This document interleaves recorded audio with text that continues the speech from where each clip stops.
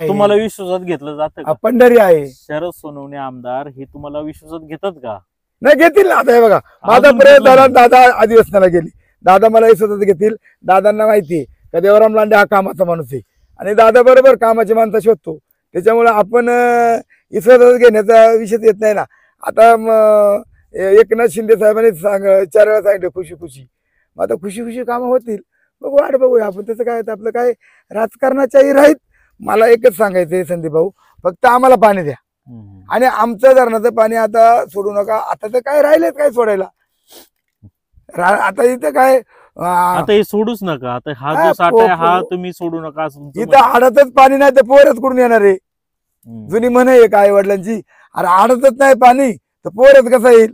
आडच कोरडा झाला आणि त्यात टाकला पोहऱ्या तर पोहऱ्या रिकामाच याचा. तुम्ही ते सोपं होईल. अतुल बेनकेंकडे होतात त्यावेळी खुशी खुशी होतात की शरद सोनवणे?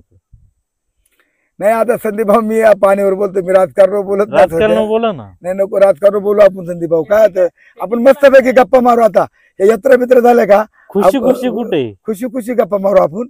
आता राजकारण एखाद्याला नाव ठेवू नको. तुम्ही चुप्पी साधताय म्हणजे इथं पण तुम्ही खुशी खुशी दिसत नाही असं. पुढे नाही नाही संदीप भाऊ, मी पत्रकार गेलो तरी खुशी खुशी, मी विकास कामाला गेलो तरी खुशी खुशी, मी काका जाधव आपटाळा गेलो तरी खुशी खुशी. तसं काय नाही. माझा खुशी खुशी हा शब्द मग अतुल बेनकेंकडं मी तळमातीला गेलो ना किरण साहेब तरी तुम्ही तुम्ही टाळताय मुद्दा. अतुल बेनकेंकडे अतुल बेनके माणूस कसा? फार मी खडकुंबला गेलो ना पटेल अतुल बेनके हा जगा होता तो माझा वैयक्तिक खुशी व्यक्ती खुशी. कसा आहे? हा? अतुल बेनके कसे आहेत वैयक्तिक? नाही हे बघा, गुण दोष वैयक्तिक बेनके कुटुंब चांगला आहे. फक्त बा अतुल शेठ कसं होतं का बा दुसऱ्याचं ऐकून अतुल शेठनी स्वतःच नुकसान केलं.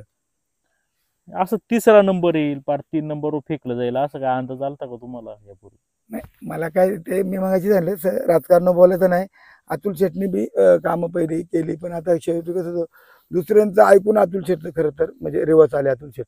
तर अतुल शेठ त्याचा कामाचा म्हणत होता परंतु त्यांना यात दुसरी लोक जे बोतीनं लुडबुड करायची त्या लुडबुड करणाऱ्यांमुळे अतुल शेठला तो त्रास झाला. बाकी नाही काय. म्हणजे कसं? जनतेने जे अतुल शेठला नाकारलं का ती जी अतुल शेठच्या भोवतीनं असणारी भुतवळ आहे ना त्या भुतवळमुळं अतुल शेठला थोडासा त्रास झाला.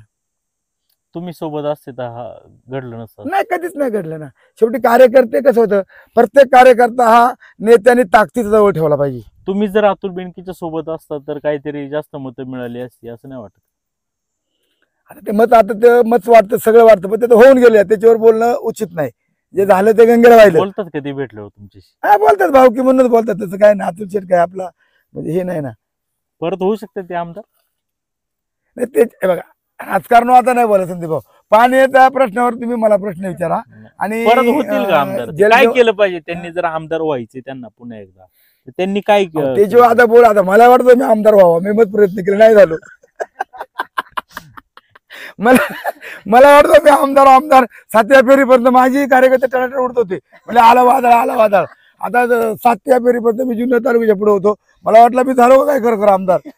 मला पोरं फोन करायची तिकून आहो चला आपण पुढे मला बघा थांबा त्यामुळे ते आता ते दुखावरचं खपलं नाही आता गुण काढायचं. काय अतुल बेनकेचा एक गुण चांगला गुण काय? ठीक आहे आता निगेटिव्ह बोलणं आपण टाळूया. नाही त्यांचा गुण आता ते कार्यकर्त्याला जीव लावायचे चांगले पण आजूबाजूच्या लोकांनी थोडंसं त्यांच्यामुळे त्यांना त्रास झाला. मला आता कसं होतं संदीप भाऊ आता हे बोलणंच कोणावर टीका टिप्पणी करणं मी आता सोडून दिले. मी जरी कार्यकर्ता म्हणून आता मी आता सुद्धा काम करतोय. तुम्ही बघता आता मग मला अनेक प्रश्न विचारले. पाण्याचा प्रश्न असेल कुठं अपघात होऊ द्या सगळ्यात आधी सगळं आहे. तुम्ही सर्वात आधी पोहोचता म्हणूनच तुम्हाला लोक एवढं डोक्यावर घेतात. शरद दादाचं काय गुण? नाही शरद दादाचा गुण आहे ना कार्यकर्त्यांना ताकद देणे आणि विशेष म्हणजे शरद दादा कोणाचं ऐकत नाही. असं म्हणजे कोणी कान खाया गेला ना तो म्हणतो तुझं तू काम कर मला कळतं सगळं. हे एवढं गुण आहे शरद दादा. हा सगळ्यात परफेक्ट गुण. हा परफेक्ट गुण. हा स्वयंभू. तू तू तू तू काय केलं, तू किती कार्य करतो, तू किती लोकांची मदत करतो ते सांग मला. दुसरा नालायक आहे म्हणून तू दुसऱ्याला शेत देऊन तू नाही मोठा होणार. तू काय केलं, तुझ्या मागे किती लोक आहेत, तुझे कार्य काय, तू लोकांना किती वेळ देतो, तू सुखादुखात किती जातो. म्हणजे लोकांचं ते ऐकून स्वतः निर्णय ठरवतो. लोकांचं ऐकत नाही अजिबात नाही. कार्यकर्त्यांनी किती लुडबुड केली ना तरी शरद सोनवणे स्वतः निर्णय घेणार का बा हे मला जे पटेल ते मी करणार. पण असं बोलल्याने पुढचा व्यक्ती नाराज पण होतात ना मग. हा मग डिस्टर्ब होतो ना थोडं. कसं होतं आणि कार्यकर्त्याला कार्यकर्त्याची किंमत दिली ना काय लागत नाही, खुशी खुशी राहतो ना कार्यकर्ता. मग शरद सोनवणेंचा अजून वाईट गुण काय नाही काय काय नाही काय. टाळलं पाहिजे त्यांनी? हे बघा तसं दादांचं वाईट गुण काहीच नाही. त्याच्यामुळं आता कसं आहे संदीप भाऊ, आता या मुलाखतीत आपण आता काम विकास कामातून बोल, आता जे आमदार झालेत, अधिवेशन त्यांचं झालेलं आहे, विविध विकास कामांचं त्यांचे प्रयत्न चालू आहेत, आपण बघू ना. मला फक्त काम. तुम्ही त्यांना सोडलं का मग? कोणला? शरद सोनवणेंच्या सोबत होतात तुम्ही शिवसेनेमध्ये पूर्वी. नाही तसं काय नाही, आम्हाला मोकार किती झाली हो.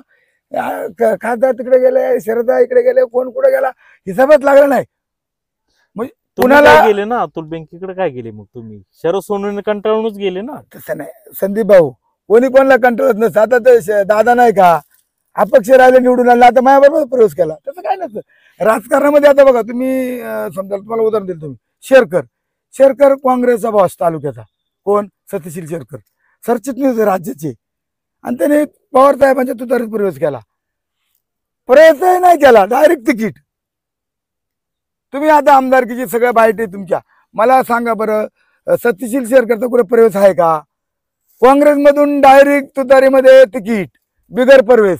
मग आम्ही कमीत कमी प्रवेश तरी करतोय, इथं लोक प्रवेश करते ना, डायरेक्ट तिकीट. त्याच्यामुळे ते पडले. कोणी प्रवेश केला शेरकर तुमच्यामुळे पडले. नाही असं नाही म्हणतात ना. मला वाटतंय मी यांच्यामुळे पडलो. आता उलट वाटतंय मला, पंचमुळे या शेरकरमुळे मी पडलो. एखाद्या त्यांनी माझ्या मताने घालतं मी निवडून आलो असतो. तुम्हाला तिकीट द्यायला पाहिजे होतं. हा, मला जर तिकीट दिली असती ना तर मी पण आमदार झालो होतो ना. ते म्हणतात आम्ही अध्यक्षामुळे पडलो, पण मी उलटा म्हणतो मी त्यांच्यामुळे पडलो. तुमच्या पडल्यामुळे शरद सोनवणे आमदार झाले. हा नशिबाचा भाग आला, पण मला जर तिकीट दिली असती मी. नशीब, माझा प्रश्नाचा रूप वेगळा आहे यार. अशी चर्चा आहे की शरद सोनवणे यांनीच तुम्हाला उभं केलं होतं. नाही, सगळ्यात जास्त मी शरदाची मतं घालत. गोदऱ्याला शरदाला किती मत आहेत? 80-83. मला 700 मत आहेत. आणि गोदऱ्यामध्ये शरदाने 500 कोटीचा पुतळा बांधलाय. किती कोटीचा? 500 कोटीचा पुतळा. तरी मला 700 मत आहेत. मी 1 रुपया कोणा दिला नाही. प्रश्न असा आहे, कुणी कोणावर दोष देऊन कोणी निवडून येत नाही, कोणी पडत नाही. फक्त ज्याच्या त्याचा नशीब असतो, ज्याची कामाची पद्धत असते. म्हणून कोणी कोणाला कमी लेखून. आता काही लोक मला हलक्यात घ्यायची, हे काय 4-5 हजार मतं घेईल, तुम्हीच काय बाईट केलं का, त्याला काय 10,000. अरे बाबा नो, पण मला लोकांनी स्वीकारलंय ना. आज एवढे 22,000 400 टपाली बिपाली धरून 25,000 मतं घेणं काय खेळ आहे का? बिना पैशाचा वर्गणीचा आमदार ना मी. आता मग तुम्ही खर्च वगैरे करता, लोक नाराज झाली तुमच्यावर. तुम्ही त्यावेळी म्हटले का मी गरीब आमदार आहे, आणि आता तुम्ही लग्न वगैरे कार्यक्रम घेता, ऑर्केस्ट्रा बोलवता, तुमची टीका करणार. मी काय म्हणतो संदीप भाऊ, घरगुती कार्यक्रमात कोणी बोलूच नको. माझ्या नातीचा कार्यक्रम असेल, माझ्या उद्या पोरांची लग्न असतील, किंवा माझ्या एखादा घरगुती, माझ्या वडिलांची पुण्यतिथी असते, मी तर शिबिर भरवतो. माझे वडील पैलवान होते, मी आखाडा भरवतो. हे करूच ना कोणी. वैयक्तिक टीका करून, मला शिव्या देऊन, माझ्यावर टीका करून हे लोक मोठे होणार नाही. शरद दादांसोबत काय चर्चा झाली आगामी जिल्हा परिषद तिकीट लढवायचे? तुम्ही लढवणार शब्द सोडवलाय का? अहो मी उभाच आहे जिल्हा परिषदला, इशे कुठे सोडवायचा प्रश्न. शरद दादा काय म्हटले? त्यांच्या पार्टीमध्ये दत्ता गावारी पण खूप तीव्र इच्छुक आहे.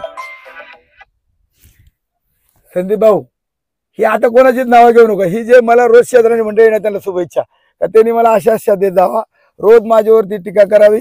जेवढी माझ्यावर जास्ती टीका होईल तेवढा मी जास्ती दिवस राजकारण. शरद दादा काय म्हणतात? नाही काय नाही, खुशी खुशी. बघा मनाचा प्रश्न काय, शब्द काहीतरी सुटलाय का? अजून आरक्षणच नाही संदीप भाऊ. पहिली गोष्ट, निवडणुकीचं आरक्षणच अजून पडायचंय. आता निवडणुका अजून माझ्या माहितीपर्यंत दिवाळ्या जातील. तो पण ते आता पाण्यात म्हैस आणि बाहेर मॉल. उद्या जर समजायला इकडे ओबीसी आला तर सगळ्याच राहिला का नाही? त्याच्यामुळे त्याच्यावर काय चर्चा करायची? काम करीत राहायचं, काम करायचं, कामातून माणसं तुम्ही आल्यामुळे काही इथले कार्यकर्ते शरद दादाजी नाराज आहेत, दत्ता गावारी वगैरे. तुम्ही ठीक आहे नाव नका घेऊ, पण त्यांना पण आहे किंमत, नाही असं काही नाही. अहो तुम्ही रेवड्यावरच्या पैलवानांची, तुम्ही ढालीवरच्या पैलवानाला कुस्ती लायता. हे जे तुम्ही नाव घेता ना, हे रेवड्यावरचं पैलवान आहे. देवराम लांडे हा ढालीवरचं आहे, शेवटची कुस्ती निकाली. त्याच्यामुळे हे जे तुम्ही नाव घेताय ना, हे रेवड्यावरचं पैलवान आहेत. मला जोडीला पैलवान कसं मोठमोठं पाहिजे ना, तर ते पुढच्या वर्षापर्यंत पोटबंधारे आणि पूल होईल अशा. उद्या समजा जर नाहीच झालं पुढच्या वर्षी वगैरे काय असं त्याचं पोटबंधाऱ्याचं, मग तुम्ही शरद सोनवणे सोडणार का? नाही ते होणारच, सोडायचा प्रश्न येतच नाही. आता हे बघा, सगळी कामं उरकले. शरदाना शब्द दिला, एकनाथ शिंदे शब्द दिला, अजितदादांचं सुद्धा त्याच्यामध्ये शब्द आहे का तो मी त्यावरचा फुल करणार. अर्थमंत्री येते. आता कसं अजितदादाने 2 कोटी रुपये हिरड्याला दिले. शेवटी दादांक पण ते जुनी फाईल आहेच ना. दादा काय आता ते शेवटी दादा आणि शरदा एकत्र आहेत ना, एकत्र आहेत ना. ते जर होतं एकत्र बिर्याणी खात आपण काय खाली मारामारी करायच्या.